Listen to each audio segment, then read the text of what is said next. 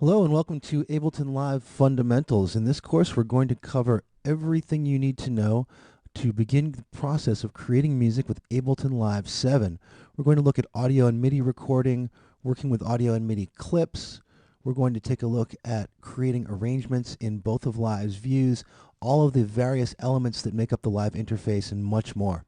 This is the Quick Start Guide Part 1, and in this lesson what we're going to first do is take a quick look at Ableton Live's interface, some of the more important components that you'll be using, and we're going to drag and drop some loops right onto Ableton Live and start the process of actually creating music with Ableton Live 7.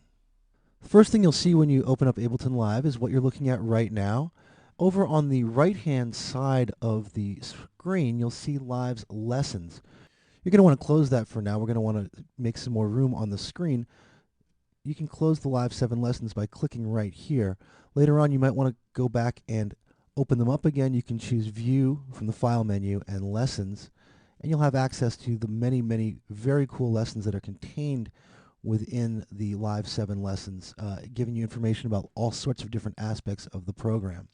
Here we're looking at what's called the session view. Now there are two different views in Live. One is this session view and the other is the arrangement view. In these quick start movies, we're going to start by working in the session view and then we're going to move over to the arrangement view. A quick look at some of the elements that make up the Live interface include the toolbars up at the top. Here we have an audio track and a MIDI track, and in these quick start lessons we're going to be working specifically with audio tracks, but you'll find later that much of that functionality actually transfers to MIDI tracks as well. Here we have Live's master track, which we'll be using to launch scenes, another concept we'll be covering in detail. And over here we have the Live browser. The Live browser contains a lot of the functionality that you'll be working with throughout this course, including access to Live's instruments and effects, third-party plugin instruments and effects, and all of the audio and MIDI files and many other files that are located on your computer that you can use to create music with Live. We're going to start things off by using the browser to access some loops that I have. Now you can use the loops that come with this course. They are in the folder named Quick Start, or you can use any loops that you have from another source. Just make sure you drag them to your desktop, and up here we're going to click the bookmarks button for the Live browser and select desktop. Now you've all got this same option at the top of your browser window. I'm going to open the folder containing my loops by clicking this triangle here, making sure that my browser preview button is turned on, which it is by default, so if you haven't turned this off, it should be on for you. I'm going to select any loop in this folder,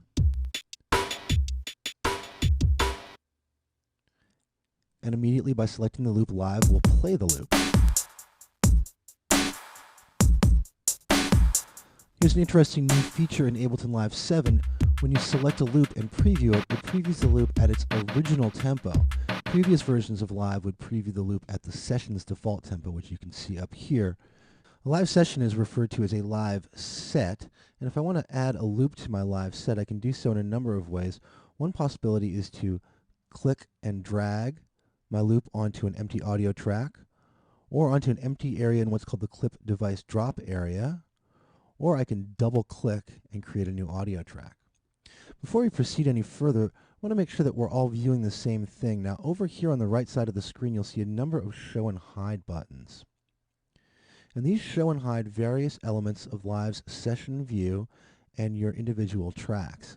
Now we don't need to view a lot of these elements right now for our purposes, but we do need to be viewing the mixer. So make sure you've got the show hide mixer section button selected, and this area, the mixer view, visible in your live set.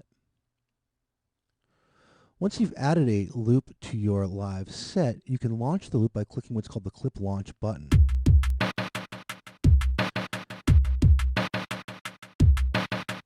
You can stop the clip at any time by clicking what are called the clip stop buttons here. You can also stop all of the clips in a set by clicking the Stop Clips button over here at the bottom of the master track.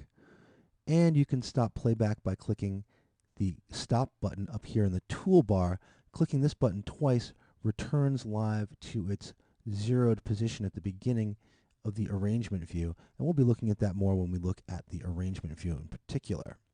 I'm going to go ahead and add another clip to my live set. And We'll talk a little bit about scenes. A scene in Live is multiple clips that are aligned horizontally. Scenes are launched by launching the Scene Launch button.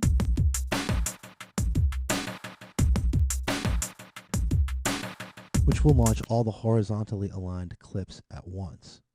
Since we don't need this MIDI track for the Quick Start movies, I'm going to go ahead and delete it by selecting it and hitting the delete key. You can also add tracks to a live set at any time from the Insert menu here. And we'll be looking at that in more detail later on. Let's take a look at some of Live's audio warping functionality. I'm going to go ahead and select a bass loop here, add it to my live set.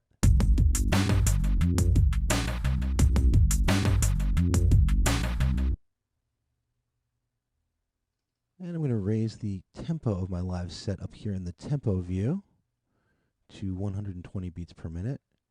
By double-clicking this clip, I've made it visible in what's known as the clip view down at the bottom, and I can do this for any clip, double-clicking it to view its properties. Right now we're going to work in what's called the sample box, and if your sample box is not visible, you can click the Show Hide Sample Box button to view it. And here in the sample box I have some editing functionality that I want to take advantage of for working with this loop. I'm going to launch this loop, and I'm going to transpose it by clicking and dragging up or down on this transpose knob. In this case, I'm going to transpose up 3 semitones.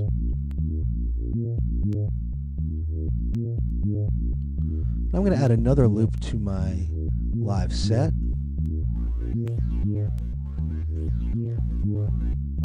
And launch it. And I'm going to adjust the volume a little bit up here on the clips track. As you can hear, these two loops are not working together musically.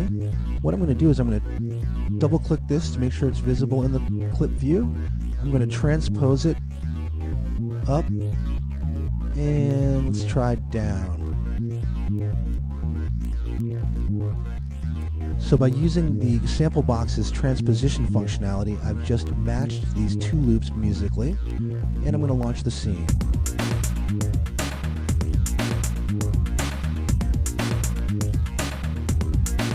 And I'm going to stop it. So that's a quick look at the process of creating a scene in Ableton Live 7. In our next movie, we'll take a look at arranging scenes to create arrangements, and then finally we'll take a look at exporting final songs in Ableton Live 7.